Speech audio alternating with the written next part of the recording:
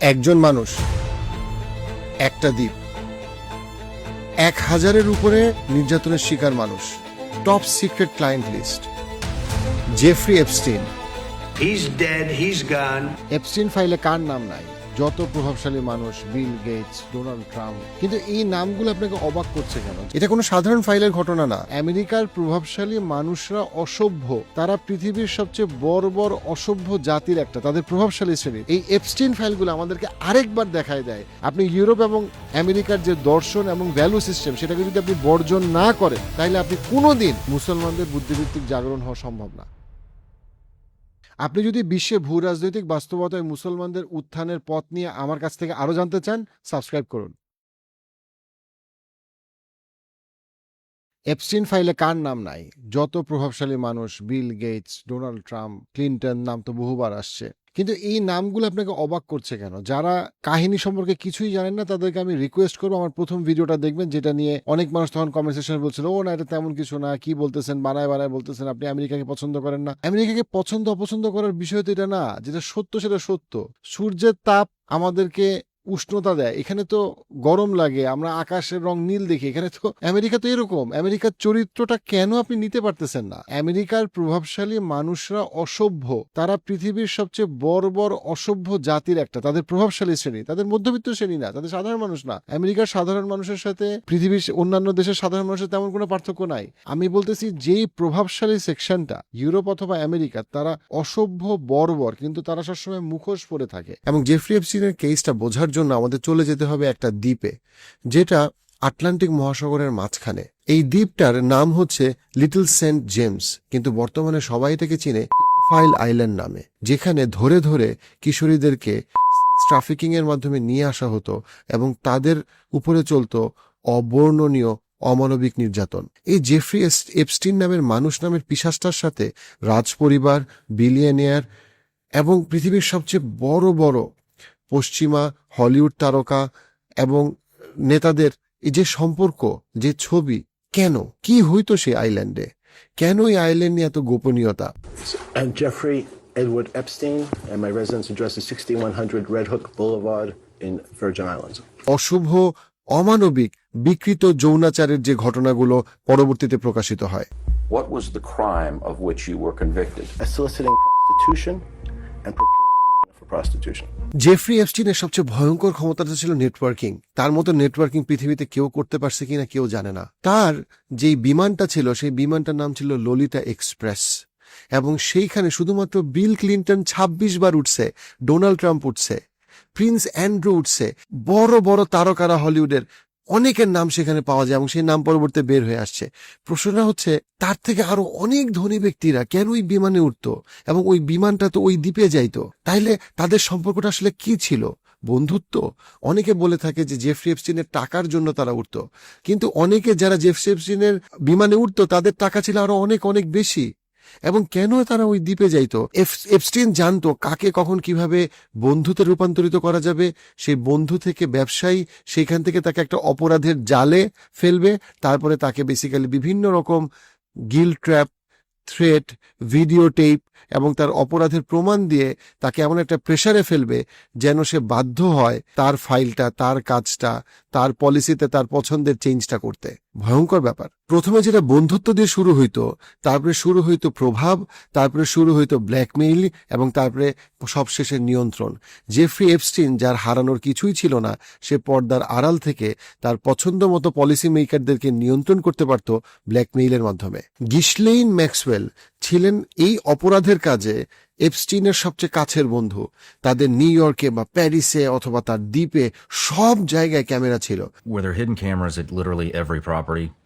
Yes, we know about hidden cameras. এবং বলা হয়ে থাকে এই লোক এপস্টিনকে সবসময় বিভিন্ন কিশোরী, যারা অল্প বয়স্ক, as low as 14 or below, তাকে সাপ্লাই দিত সেক্স ট্রাফিকিং এর মাধ্যমে। Prosecutors say that she recruited and groomed 4 girls between 1994 and 2004 for Epstein. এবং তারপরে সে বিভিন্ন মানুষকে নিয়ে এসে তাকে একটা অপরাধের জালে ফেলতো, সেই ভিডিও ফুটেজ দিয়ে পরবর্তীতে তাদেরকে নিয়ন্ত্রণ করত অথবা শুরু করতো একটা বন্ধুত্ব দিয়ে, সেইখান থেকে একটা পার্টি, সেইখান থেকে একটা অপরাধ, এবং সেই অপরাধের প্রমাণ দিয়ে পলিসি নিয়ন্ত্রণ। লিটল সেন্ট জেমস এপস্টিনের যেই দ্বীপ, আকাশে সূর্য উঠত কিন্তু ওই দ্বীপে সূর্যের আলো পৌঁছাতো না। অন্ধকার জগৎ, যেখানে 14, 15, 16 বছরের কিশোরীদেরকে আমেরিকার বিভিন্ন শহর থেকে তো অবশ্যই, ইভেন ইউরোপ থেকেও তুলে নিয়ে আসা হতো অনেক টাকার লোভে, কখনো কখনো জোর করে, মানব পাচার করে তাদেরকে নিয়ে আসা হতো, বিভিন্ন সার্ভিস দেওয়ার জন্য বাধ্য করা হতো। পরবর্তীতে জানা যায় ওই মেয়েদের মধ্যে অনেকে আত্মহত্যা করতে বাধ্য করা হয়, অনেকে অ্যাডিক্টেড হয়ে যায়, এবং অনেকের কোনো খবর আর খুঁজে পাওয়া যায় না, তার বাবা মা আর কোনো তথ্য খুঁজে পায় না, এবং তাদের প্রায় সবাই কিশোরী, এবং তাদের অনেকে অমানবিক যৌন নির্যাতনের শিকার হয়। যেই দ্বীপে এত ক্ষমতাধর ব্যক্তিরা যেতেন, এবং ওইটা একটা, বাইরের মানুষরা জানতো সেটা একটা রিসোর্ট, কিন্তু ভিতরে ছিল এটা একটা অন্ধকার অন্ধকার অন্ধকার জগৎ। ওই দ্বীপে এত মানুষ যে আসতো যাদের খোঁজ পাওয়া যায় নাই, এই যে অপরাধের জগৎ। এপস্টিনের মতো আরো অনেক ঘটনা আছে যেগুলো আমরা জানি না। একটা এক্সাম্পল দিই আপনাকে, ক্লিনটনের ভাষণে অনেক মানুষ আবেগে কেঁদে দিত, উফ। কিন্তু ক্লিনটনের সাথে যে জেফ্রি এপস্টিনের একটা ঘনিষ্ঠ সম্পর্ক ছিল, এটা তো বহু আগে প্রমাণিত। সবাই বলে এপস্টিনের ফাইল রিলিজ হলে কি জানি হবে, রিলিজ তো হয়েছে ফাইল, তাতে কার বিচার হয়েছে? ক্লিনটনের কোনো বিচার হয়েছে? এখন আসতেছে বিল গেটসের কথা। বিল গেটসকে দেখে, ও আমার ছেলে একদিন বিল গেটসের মতো হবে, আমাদের ব্রাউন প্যারেন্টসরা স্বপ্ন দেখতো বিল অ্যান্ড মেলিন্ডা গেটস পৃথিবীর সবচেয়ে দানশীল লোক। আসলে বিল গেটস সবচেয়ে দানশীল লোক? বিল গেটসের দানের কারণে পৃথিবীর কত লক্ষ কোটি মানুষ বেনিফিটেড হয়েছে। বরং আমি তো আপনাকে প্রমাণ দেখাইতে পারবো, যেটা অলরেডি প্রমাণিত, যে ইন্ডিয়ার যে ফার্মিং এবং ইউরোপের অনেক ফার্মাররা বিল গেটসকে একটা দাজ্জাল হিসেবে চিন্তা করে। বিল গেটসের যে কৃষি স্ট্র্যাটেজি, সেই স্ট্র্যাটেজি আসলে কৃষকদেরকে দুর্ভিক্ষের থেকে ঠেলে দিবে। Forcing farmers to be dependent on Western corporations, a similar project in India led to mass bankruptcies and an epidemic of suicides across the country. সে তার যে কৃষি রিলেটেড R&D, সেটা একটা সিন্ডিকেট করার পরিকল্পনা ছিল, এবং সেটা নিয়ে ইন্ডিয়ার অনেক থিঙ্ক ট্যাঙ্করা আগে থেকে অনেক কথা বলছে এবং রেজিস্ট্যান্স তৈরি করছে। যখন আমরা করোনার সময় দেখলাম, তখন দেখলাম বিল গেটসের সব বড় বড় চিকিৎসক এবং গবেষকদেরকে জ্ঞান দিচ্ছে। প্রশ্ন হইল, বিল গেটসের করোনা বিষয়ে জ্ঞান দেওয়ার যোগ্যতা কোত্থেকে আসলো? সে তো এই ফিল্ডের কোনো গবেষক না, কিন্তু জাস্ট বিকজ তার টাকা আছে এই জন্য সে যে কোনো কিছু করতে পারে। এবং আমরা এখন কি দেখতে পাইলাম, এটা অলরেডি প্রমাণিত, সে নিজে স্বীকার করছে যে জেফ্রি এপস্টিনের সাথে তার একটা সম্পর্ক ছিল, তাদের সাথে তারা ডিনার করছে। পরবর্তীতে তার সাথে জেফ্রি এপস্টিনের কিছু ইমেইল নিয়ে কিছু অভিযোগ আসছে, যেমন রিসেন্ট একটা অভিযোগ আসছে যে সে একটা রাশিয়ান এক মেয়ের সাথে তার একটা ঘনিষ্ঠ সম্পর্ক ছিল, এবং সেটার জন্য তার একটা ভয় ছিল STD, সেক্সুয়ালি ট্রান্সমিটেড ডিজিজ তার হয়ে গেছে, এবং সেটা নিয়ে সে এপস্টিনের সাথে ইমেল চালাচালি করছে, এরকম একটা অভিযোগ আসছে, এবং অভিযোগটা বেশ জোরালো অভিযোগ, যদি অভিযোগ। এন্ড দেন ডোনাল্ড ট্রাম্পের কথা কি বলবো? ডোনাল্ড ট্রাম্প তো স্পষ্টভাবে একটা দ্বীপের মধ্যে, একটা নির্জন দ্বীপে কত ছোট ছোট মেয়েকে টর্চার করছে, সেটার আর কত এভিডেন্স লাগবে? এবং সে হইলে আমেরিকার প্রেসিডেন্ট, এবং এখনো আমেরিকার অনেক জনপ্রিয় মানুষ, মানে এত জনপ্রিয় যে সে আপনার ফিউচারে আবারও প্রেসিডেন্ট হওয়ার স্বপ্ন দেখতেছে। তার জনসভায় প্রচুর মানুষ হয়। আপনি অন্যদিকে যদি একটা সভ্য দেশের কথা চিন্তা করেন, যেমন চায়নাতে রিসেন্টলি কি হয়েছে, তার অনেকগুলা আর্মির টপ জেনারেলদেরকেও শাস্তি দেওয়া হয়েছে, কারণ তাদের বিরুদ্ধে অভিযোগ আসছে। আমেরিকার গত 30-40 বছরের টপ জেনারেলদের বিরুদ্ধে শাস্তি দেওয়ার একমাত্র কারণ হইতে পারে তারা ইসরায়েলের বিরুদ্ধে কথা বলছে, নট বিকজ তারা ভালো কিছু করছে। খেয়াল করেন, চায়না রিসেন্টলি মোর দেন 10 যারা বিশাল মাল্টাই মিলিয়নিয়ার বিলিয়নিয়ার, তাদেরকে আইনের আওতায় এনে সর্বোচ্চ শাস্তি দিচ্ছে, কারণ তারা চায়না এবং মিয়ানমারের মধ্যে তারা কিছু অর্থনৈতিক কেলেঙ্কারি করছে। অর্থাৎ আপনি চায়নাতে ধনী ব্যক্তি হন, আপনি চায়নাতে বড় আর্মি অফিসার হন, আপনার বিরুদ্ধে বিচার করা হবে। যদি কোনো আপনার বিরুদ্ধে কোনো অভিযোগ আসে, সেটার বিচার হবে। আমেরিকাতে বিচার হবে না? প্রেসিডেন্টের বিচার হয়েছে, ফর্মার প্রেসিডেন্ট ক্লিনটনের কোনো বিচার হয়েছে, তার সাথে এপস্টিনের অনেক কিছু বের হয়েছে। আপনার এপস্টিন ফাইল দিয়ে কি যায় আসে? আপনার এপস্টিন ফাইলে জানি না আমার সঙ্গে। আমেরিকাতে তো বিচার হবে না, তারা কিছু একটা দিয়ে লয়ার ফাঁকিবাজি করে তারা বের হয়ে যাবে। ট্রাম্পের এগেনস্টে কি লিগাল কেসের কোনো অভাব আছে? কোনো অভাব নাই, তাতে কিছু যায় আসে না। তো ট্রাম্প যদি হিসপ্যানিক হইতো, মুসলমান হইতো, ব্রাউন কালারের হইতো, ইমিগ্রেন্ট হইতো, তাহলে দেখতেন আইস এজেন্ট কবে ওরে গুলি করে শেষ করে ফেলছে, প্রেসিডেন্ট হয়তো দূরের কথা। কিন্তু যেহেতু ট্রাম্প হোয়াইট, যেহেতু ট্রাম্প বিলিয়নিয়ার, যেহেতু ট্রাম্পের ঘনিষ্ঠ বন্ধুরা অনেক পাওয়ারফুল, তার বিচার হবে না। কিন্তু আমার আজকের ভিডিওর প্রশ্নটা ওই জায়গাতে না। আমি খুব এমফাসাইজ করতে চাই, আপনার কাছে এপস্টিন ফাইলে আপনি আসলে কেন অবাক হন? এইখানে একটা সাইকোলজিক্যাল পার্ট আছে, যে পার্টটা আমাদের জন্য, আমাদের বুদ্ধিবৃত্তিক মুসলমানদের জাগরণের জন্য আমি বলবো this is so important, that self reflection. আমেরিকার বর্বরতা অথবা অসভ্যতা কেন আমাকে অবাক করে যখন আমি শুনি। এইখানে আপনাকে ফ্রান্সিস ফেননের বিষয়টা বুঝতে হবে। ফ্রান্সিস ফেনন কে ছিল? সাইকিয়াট্রিস্ট, আমি তার কথা অনেকবার বলছি বিকজ তার কথা বলাটা ইম্পর্টেন্ট। সে যখন ফ্রেঞ্চ কলোনাইজেশন দেখতেছিল অ্যাজ আ সাইকিয়াট্রিস্ট এবং সে মুসলমান ছিল, সে বোঝার চেষ্টা করতেছিল 1960-65 এর দিকে বা 1930 থেকে 1960 এর দিকে, যখন সে পুরো ব্যাপারটা দেখতেছে, সে দেখলো আফ্রিকান স্লেভরা আসলে ফ্রেঞ্চদেরকে একদিকে ঘৃণা করে কারণ তারা তাদেরকে কলোনাইজ করছে, আরেকদিকে তারা আসলে একটা সময়, লম্বা সময় কলোনাইজেশনের পরে দ্য স্লেভ হেটস দেমসেলভস, যে কৃতদাস, যে দাস, সে নিজেকে হেট করে এবং the slave wants to become like the master. এবং সেম জিনিসটা আপনি বাংলাদেশিদের মধ্যে, পাকিস্তানিদের মধ্যে, ইন্ডিয়ানদের মধ্যে, আফ্রিকানদের মধ্যে দেখবেন। আমরা লম্বা সময় যেহেতু একরকম দাস ছিলাম, আমরা নিজেদেরকে হেট করি মনের অজান্তে, আমরা ইনসিকিউর, নিজেদেরকে লো মনে করি এবং আমরা মনে করি আমরা যদি কোনোদিন একটু ফর্সা হইতে পারতাম, একটু ইউরোপ আমেরিকানদের মতো হইতে পারতাম, তাহলে আমরা সভ্য হইতে পারতাম, কারণ আমরা তো অসভ্য। এবং আমরা সভ্য হওয়ার জন্য আমরা যদি তাদের মতো হইতে পারতাম, তাদের মতো চলতে পারতাম, আমাদের ছেলে মেয়ে যদি বিল গেটস হইতো, আমাদের ছেলে মেয়ে যদি বারাক ওবামা হইতো, আমরা মনেও রাখি না যে তারা তো আমাদের থেকে অনেক বেশি অসভ্য, অনেক বেশি বর্বর। হ্যাঁ, আমাদের সমস্যা আছে, দুর্নীতি আছে, মসজিদে জুতা চুরি হয়। তো আমাকে একজন বলতেছিল, ভাই আপনাদের তো কানাডা প্রবাসী একজন বাংলাদেশি, ওনার সাথে কথা হচ্ছিল গত ঈদে, উনি বলতেছিল আপনার কি দেশ ভাই, মসজিদে তো জুতা চুরি হয়, আপনি আবার কিসের নৈতিকতার কথা বলেন? আমি ওনাকে বলছিলাম, দেখেন মসজিদে যে লোকটা জুতা চুরি করে, আপনি তার বাসায় গিয়ে দেখবেন সে একটা বস্তিতে থাকে, সে তার জীবনের প্রয়োজনে জুতা চুরি করে, ডেফিনেটলি কাজটা খারাপ। কিন্তু কানাডা অথবা আমেরিকার, ইউরোপের যে বিলিয়নিয়ার, সে যে শেয়ার বাজার থেকে অথবা একটা প্রাইভেট জেলখানা বানায়, অথবা সে স্টক মার্কেটে ম্যানিপুলেশন করে, অথবা অস্ত্র বিক্রি করে, গণহত্যাকে স্পন্সর করে, সে কিন্তু অলরেডি একটা সিংহাসন আছে, এম্পায়ার আছে। মায়ামির বিচ ফ্রন্ট অলরেডি একটা ভিলা তার আছে যেটার দাম 30 কোটি। সে আরো 300 কোটি টাকার একটা ইয়ট কেনার জন্য অথবা বাসা কেনার জন্য সে করে। অর্থাৎ ইউরোপ আমেরিকার বিলিয়নিয়াররা যে 1000 কোটি টাকার চুরিটা করে, সেটা তারা করে কারণ এটা তাদের স্বভাব। তারা বর্বরতাকে স্বাভাবিক মনে করে, তারা মনে করে সিংহ তো হরিণকে খাবেই, বড় মাছ ছোট মাছকে খাবেই। আমার দেশের যে লোকটা জুতা চুরি করে, সে করে জীবনের প্রয়োজনে। দুইটাই খারাপ কাজ, বাট দুইটার মাত্রা এবং কন্টেক্সট কোনোভাবে এক না। দস্তয়েভস্কি তার ক্রাইম অ্যান্ড পানিশমেন্ট বিখ্যাত বইতে খুব সুন্দর একটা কথা তুলে আনছে, সেটা হচ্ছে পরিস্থিতি মানুষকে অনেক সময় অপরাধী করে, কিন্তু অপরাধকে মাপার জন্য তোমার পরিস্থিতিটাকে দেখতে হবে যে কোন কন্টেক্সটে ওই মানুষটা কি করছিল। দুর্ভিক্ষের সময় ওমর রাদিয়াল্লাহু আনহু ওই চুরি করলে হাত কাটা যাবে ওইটাকে উনি কিন্তু ওই সময়ের জন্য স্থগিত করছিল। অর্থাৎ আমি যেটা বলতে যাচ্ছি সেটা হচ্ছে আমাদের দেশে অসভ্যতা আছে, কোনো সন্দেহ নাই, বর্বরতা আছে, কিন্তু তাদের ধারে কাছে আমরা নাই। এবং আমাদের সভ্য হওয়ার জন্য তারা কোনো রেফারেন্স পয়েন্ট কখনো হইতে পারে না। আমেরিকার সৃষ্টি হয়েছে কেমনে, কানাডার সৃষ্টি হয়েছে কেমনে? তারা সৃষ্টি করছে গণহত্যা দিয়ে। আমেরিকাই থাকতো না যদি না তারা টেক্সাসে গণহত্যা চালাইতো, তার কোনো আমেরিকা থাকতো না। ইউরোপ থেকে একদল বের হয়ে আমেরিকা করার জন্য গণহত্যা করতে হয়েছে। ইউরোপের টোটাল যে অগ্রগতি, সুপার পাওয়ার হওয়া, সেইটা সেই 1500 সালের পরবর্তী থেকে আস্তে আস্তে আস্তে আস্তে তারা আরো বড় একটা মনস্টার হয়েছে। এই মনস্টার সারা পৃথিবীর, আফ্রিকা বলেন আর আমাদের এই রিজন বলেন, তারা কলোনাইজ করছে, তারা গণহত্যা চালাইছে। চার্চিলকে নিয়ে এখন আমাদেরকে সিনেমা দেখানো হয়, বা চার্চিলের ইতিহাস কি? সে গণহত্যাকে স্পন্সর করছে, দুর্ভিক্ষকে সে স্পন্সর করছে বারবার, সে কেয়ারও করে নাই। আর আপনার কাছে মনে হয় যে সে আসলে আমাদের নারী জাগরণের অগ্রদূত, অথবা কি বলবো, তাদের ফাউন্ডেশন আমাদের সমাজকে সভ্য করবে? আপনি তাদের ক্যারেক্টারটা দেখতেছেন না?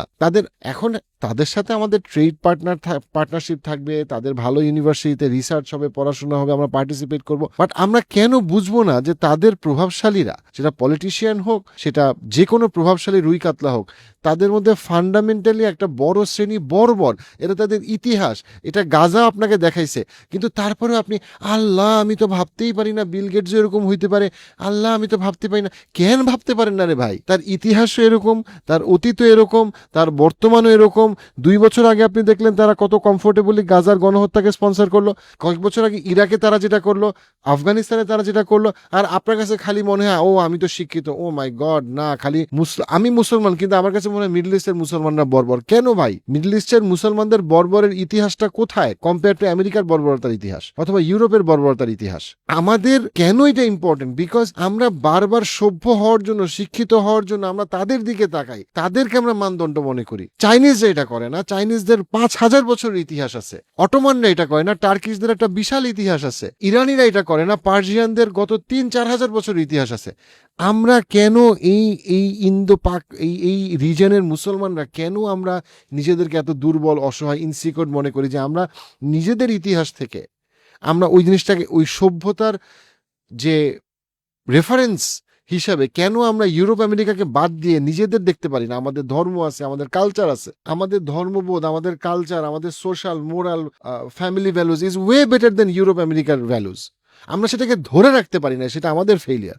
আমরা বুড়িগঙ্গাকে যেভাবে মেরে ফেলছি, আমরা আমাদের ইতিহাস, ঐতিহ্য, কালচার, ধর্মবোধকে মেরে ফেলছি, সেটা আমাদের মিস্টেক। বাট সেটাকে তো রিগেইন করতে হবে। ইভেন ইন্ডিয়ান সাবকন্টিনেন্টের অনেক রিচ কালচার আছে, কিন্তু সেটাকে তো রিগেইন করতে হবে। সেটা রিগেইন করার ক্ষেত্রে আমাদেরকে বুঝতে হবে যে আমরা যদি ইউরোপ আমেরিকার ওই প্রমাণগুলা, তাদের ইতিহাস এবং তাদের বর্তমান যে স্বভাব, সেগুলো থেকে যদি আমরা তাদের চেহারাটাকে না চিনি, তারা যে আসলে একটা দানব, যে একটা ভদ্রলোকের মুখোশ পরে থাকে, অথবা বিল গেটসের মতো আলাভোলা একটা ছেলে, অথবা বারাক ওবামার মতো খুবই স্মার্ট, মানবিক একটা ভাব নিয়ে চলে, আমরা যদি তার পর্দার আড়ালে তাদের কাজগুলাকে না বুঝি, তাহলে তো আমরা নিজেদের পরিচয় হারাবো। খুব সুন্দর একটা কথা ফ্রান্সিস ফেনন, সাইকিয়াট্রিস্ট, উনি বলছেন, সেটা হচ্ছে যে এই যারা কলোনাইজ থাকে লম্বা সময়, তারা নিজেদেরকে মনের অজান্তে ঘৃণা করে। তারা সবসময় তাদের মনিবের মতো, মাস্টারের মতো হইতে চায়। দিনের শেষে সে কখনো নিজেকে একসেপ্ট করে না, নিজের পরিচয় বা আইডেন্টিটিকে একসেপ্ট করে না। আবার সে কখনো তার মনিবের মতো হইতেও পারে না। মাঝখানে তার একটা সাইকোলজিক্যাল একটা ডিলেমা কাজ করে, যেই ডিলেমার মধ্যে সে কখনোই আসলে নিজের আইডেন্টিটি নিয়ে প্রাউড হয় না, এবং সে কখনোই নিজের জন্য একটা মিনিংফুল, পারপাসফুল লাইফ এবং লিভিং এর কথা চিন্তা করতে পারে না। এবং এক্স্যাক্টলি তাই হইতেছে না। আপনি দেখেন আজকে একটা বড় অংশের প্রবাসী বাংলাদেশিদের, এবং বাংলাদেশে যারা আছে তারা বাংলাদেশকে ঘৃণা করে, স্বপ্ন দেখে তারা আমেরিকায় যদি থাকতে পারতো। যারা আমেরিকা আছে তাদের একটা বড় অংশ কষ্ট পায়, কারণ তারা দেখতে পাচ্ছে তাদের ছেলে মেয়ে তাদের সাথে সম্পর্ক রাখে না, অথবা তাদের এক জেনারেশন পরে সম্পর্ক রাখতেছে না, এবং তারা কাদের মতো হয়ে গেছে, তারা তাদের মতো হওয়ার চেষ্টা করতেছে। সো খুব মজার একটা দুইটা ক্রাউড যদি আপনি দেখেন, একটা হচ্ছে গিয়ে আপনার আমেরিকাতে আফ্রিকান আমেরিকান কমিউনিটি, আরেকটা হচ্ছে গিয়ে অস্ট্রেলিয়াতে আফগান কমিউনিটি। অস্ট্রেলিয়াতে আফগান কমিউনিটি আসছিল স্লেভ হিসেবে, আমেরিকাতে আফ্রিকান আমেরিকান কমিউনিটি আসছিল কি হিসেবে? স্লেভ হিসেবে। ওকে, এই দুইটা স্লেভ গ্রুপই তাদের নিজেদের আইডেন্টিটি হারায় ফেলছে।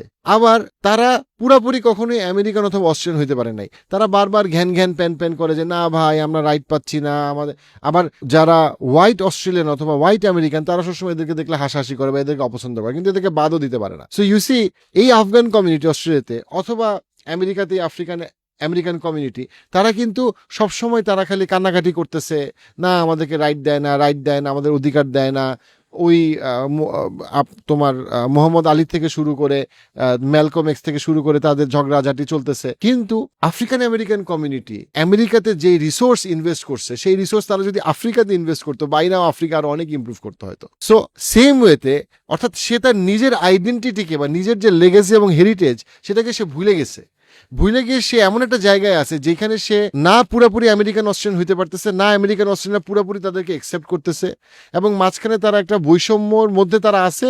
বাট তারা যে আবার ফেরত যাবে, ওই সাহস বা ওই আত্মবিশ্বাস তাদের হচ্ছে না। এবং বাংলাদেশের অবস্থা এরকম অনেকটা, যে আমি বাংলাদেশে থাকবো, সারাদিন বাংলাদেশকে গালাগালি করবো, বাংলাদেশ নিয়ে স্বপ্ন দেখবো না। আমি স্বপ্ন দেখবো আমার ছেলে মেয়ে কানাডায় গিয়ে ময়লাটা বাস্কেটে ফেলবে। বাংলাদেশে ময়লা আমি বাস্কেটে ফেলবো না, কিন্তু আমার ছেলে মেয়ে বাস্কেটে ময়লা ফেলবে কানাডায় এবং আমেরিকায় গিয়ে।